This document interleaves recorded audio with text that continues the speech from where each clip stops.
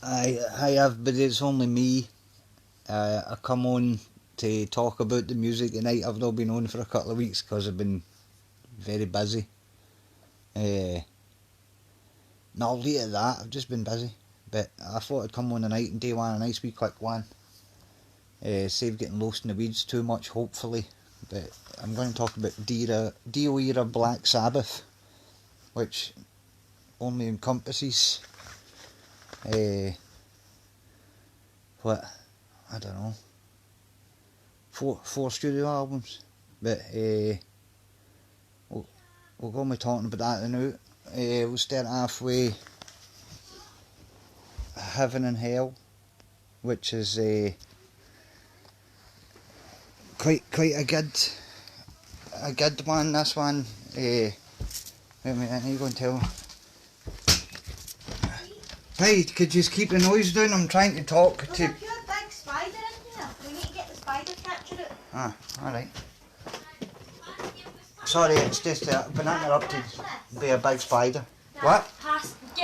Use that. Get it. What? Dad. Quick. Get it. You're interrupting. Go away. Get it. Quick. Right, hang on. Ready? Are you ready? Hang on. Right. Oh, I've got. Where is it? Oh, sorry. It's on. Where did it go? Oh. Oh. I don't know. Jade. Dad. Is that it? Did I get it? No, you didn't. Holy shit, man. I don't know what it is. Eh? Ah, well. Dad! Look, Massive! I'm in the middle of talking about Black Sabbath here. And this. No, it's in that cardigan. It's in that cardigan. Get that. Sorry, get everybody else has been interrupted by people with There. Get spiders. It. Oh, Dad! What? Get a cup This of hang here's rubbish, man. This spider catcher. Is that it? Yeah. Right, you want to take it away so I can continue? Yeah, just take it outside and dump it. Yeah, I can continue talking about Black Sabbath now. Sorry about that, everybody. This Oh my God, right to the end. Go away. Do you want to The hear your dog's daddy scared. talking about heavy metal? The dog's scared. Eh? Right, sorry about that. They daft is pure. Can they go daft for spiders? I'm not really that bothered about them. Almost spiders to me. But they're all going that. Woo! Why? But I'll start again. God's sake, man! I should have waited like a minute, and then this wouldn't have happened. So sorry for that. That was terrible. But anyway, getting back to Dio era Black Sabbath. They spoilt my train of thought. I'm going to have to start again for the beginning here. When you talk about Black Sabbath, definitely two different eras. The Ozzy Osbourne, the original singer, and then you had Ronnie Dio, who come in arguably the best replacement singer. When you're talking about maybe, I don't know, Brian Johnson replacing Bon Scott or whatever, I'd say Ronnie Dio was even more successful because Ozzy Osbourne is quite famous in his own right. One of the best frontmen of all time, even if he's not one of the best singers of all time. Ronnie Dio definitely is. You're talking about it's hard to pick like one voice of heavy metal, when you've got folk like Rob Halford and Ian Gillan. But Ronnie Dio definitely in there. So we'll start with this. 1980, Heaven and Hell, one of the best heavy metal albums. When you're talking about 1980, you're talking about the year Motorhead, Ace of Spades, Judas Priest, British Steel, Crocus, Metal Rendezvous, everything, Saxon, Wheels of Steel, Iron Maiden's first album, Diamond Head's first album, and it just shows you how good Heaven and Hell is. That when they talk about that year and all the good albums come out, Heaven and Hell is usually talked about as being the best, and you can't say any higher praise than that. When you look at the track listing, there's nothing crap on there. I mean, it really is one of the best heavy metal albums of all time. Although I would say one thing, the big hitters that everybody talk about now, Neon Nights and Children of the Sea, Heaven and Hell, They're out and out kind of heavy metal songs, but it's the stuff like Wishing Well and Walk Away and Lady Evil that are more kind of hard rocky and radio friendly. Again, it's just weird that it's the ones that are more kind of heavy that are the ones that kind of live on for folk. I'd say on this one, the song Die Young is probably the best Dio era Black Sabbath song. Die Young is just an amazing song, Ken. One of the best heavy metal songs ever. Again, when you're talking about classic Black Sabbath, once you go outside of your Iron Mans and Paranoids, Die Young's got to be, Ken, in the top 5 for me anyway, Ken. Because, Ken, it's just my opinion. But this version here, I've bought this a few times. This is the latest deluxe edition that come out, and on the Satan disc there, it's got stuff that was actually recorded on the Heaven and Hell tour, live stuff, with Bill Ward playing the drums before they got Vinny Appice in to replace him, because Bill Ward couldn't really handle the fact that Ozzy Osbourne wasn't in the band anymore, so he wasn't there that long and he left. But Heaven and Hell, again, if you've not got that, go and pick it up. Like that classic cover there with the angels smoking fags on the front. Good stuff. Next up, they made this album 1981, a year later, kind of following up with the Mob Rules. Again, hard to pick between this and Heaven and Hell. Ken, that's the thing about, we're talking about Dio era Black Sabbath, that there's nothing that's at least really good. Ken, it's all good. Ken, it's hard to do a buyer's guide. It's just trying to sift your way through and find out what's what. Mob Rules, kind of weird cover. I remember buying that. I'm sure it was went up to Glasgow to buy that one record. It was the record. It was right flimsy vinyl. But anyhow, moving on to the music, it's no far away a rerun of the Heaven and Hell album. Ken, Turn Up the Night is just like Neon Nights on the first album, and the Sign of the Southern Cross, big, long, sprawling, kind of epic, much in the same vein as the title track of Heaven and Hell. But this album, maybe a wee bit less of the hard rock. Ken, we're talking about the Wishing Wells and Walk Away on the Heaven and Hell album. This one's a bit more kind of heavy metal with your Voodoo and Falling Off the Edge of the World, Country Girl, heavy riff-driven songs. And the track, the Mob Rules, Ken, great song. I said, that's what I'm saying. There's no picking between any of that. Ken, it's all good. There's nothing there that you would say was rubbish. This is also a deluxe version of Mob Rules that came out not that long ago. It's got a Satan disc, a live concert on it. But I'm going to skip talking about that now. I'm going to talk about that after I talk about the next album that come out, because at the time Ozzy Osbourne left and he was doing his own solo career, and I can't mind what one came first, but Ozzy was going to do a live album and it was just going to have Black Sabbath stuff on it. I think it was actually Ozzy found out it was Black Sabbath were doing a live album, and Ozzy decided to do a live album with just Ozzy era Black Sabbath. So we got this, which is Black Sabbath Live Evil, and this is a kind of much maligned live album. It was during the mixing of this album that Ronnie Dio originally left Black Sabbath. See, I think it gets beat up a lot more than it should. The mix isn't great. It is a kind of flat sounding album, but it's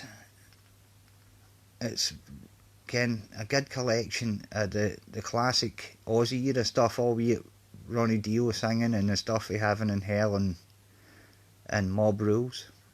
It'd be quite controversial and say that I think I prefer Ronnie Dio singing the song Black Sabbath, the song, which most folk would never ever have, because Ken, that's the original Black Sabbath song that started everything, Ken, Ozzy's wailing vocals. But I think that Ronnie Dio amps it up and makes it a bit more gothic, and I just think he sings that one particularly, but Ken, no talking about the rest of them. He doesn't do War Pigs or Iron Man or anything like that, anywhere near as good as Ozzy Osbourne, just to track Black Sabbath. But apart for that, on this you've got Ken, the new stuff. The only thing I would say is you need to watch for big long solos. It's got a big drum solo in the middle of War Pigs, which I don't understand why Bonds do these things, putting big drum solos in the middle of songs. And a version of Heaven and Hell that MD remembers, the vinyl version, actually went over two sides of vinyl. It didn't fit on the one side of the record. They had to stretch it around the other side of the record. So again, live Evil's not as bad as they make it out to be these days. I was talking about the disc that's on the deluxe version of Mob Rules.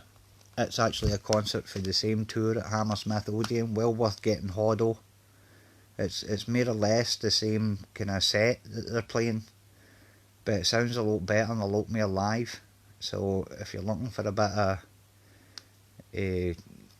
live Black Sabbath for you, that's definitely the pick to get, is the Mob Rules Deluxe Edition rather than Live Evil, although Live Evil's pretty good.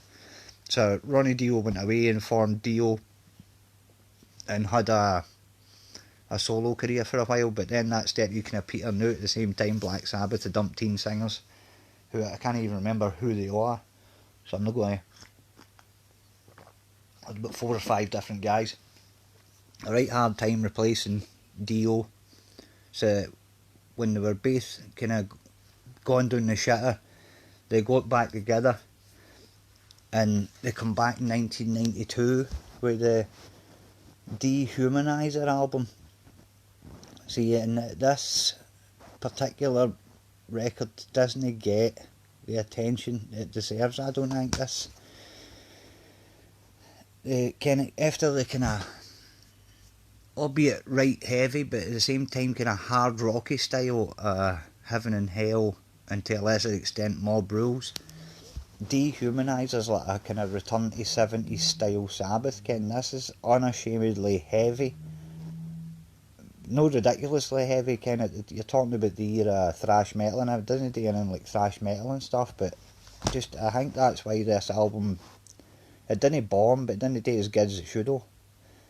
But Ken, this is a heavy album, Ken. There's no radio friendly songs on this, except for maybe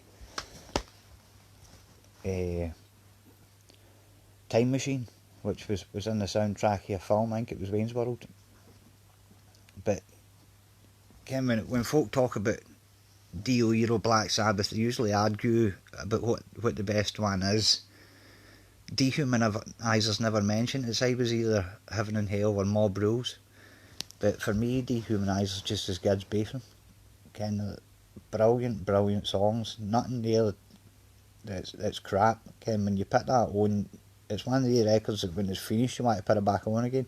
Although I would say that it took me a wee while to get into the sound of it, because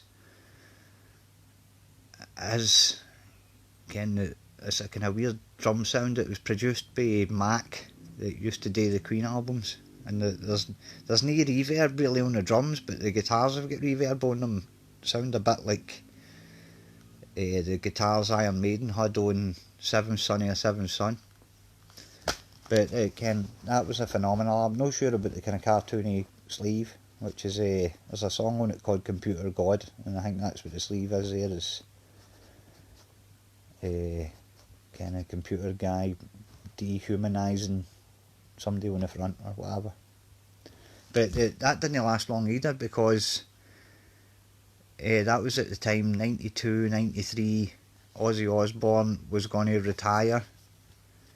Ken, you all remember when Ozzy retired, don't you? But he was going on a farewell tour, and he asked Black Sabbath to come and open up one of his last concerts, which was meant to be. And him and Ronnie Dio hadn't had the best relationships over the years.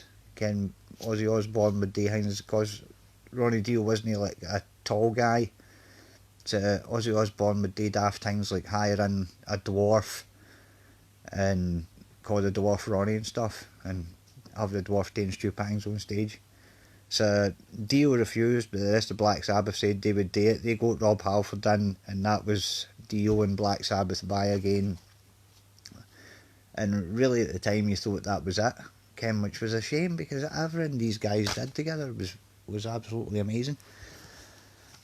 But they were going to bring a compilation album out. I think this was maybe about 2005.